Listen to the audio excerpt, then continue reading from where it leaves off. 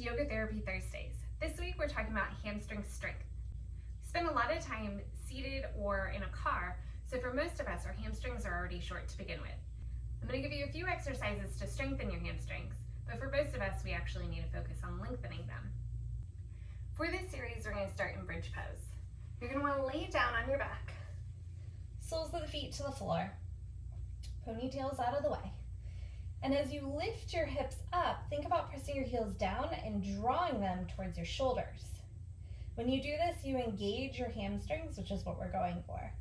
You can do this as you flow up and down, moving with your breath, or you can hold it static at the top, thinking about just drawing the heels towards the bum or the shoulders and really feeling those hamstrings activate. Another option is to do heel pull-ins with either a ball, a yoga wheel, or with your socks on the floor. So I'm going to place my legs up on my yoga wheel, and I'm lifting my hips up first, and then drawing my yoga wheel in as I lift my hips, keep my hips lifted up. We can do this with one leg at a time, or both legs at the same time. Another option is to lay on your belly and then just draw your heel in towards your bottom.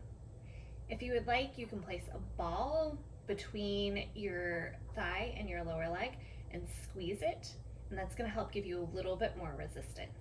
But this simple action will engage your hamstrings and give you a little bit of a workout.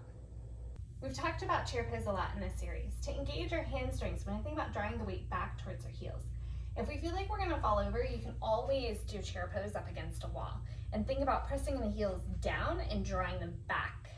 It's a little bit harder doing it against the wall, but it'll make sure you're nice and stable. Thanks for joining me again on Yoga Therapy Thursdays. As always, start with constructive rest to release your psoas, move into hip mobility, and then go into hip strengthening. See you next week.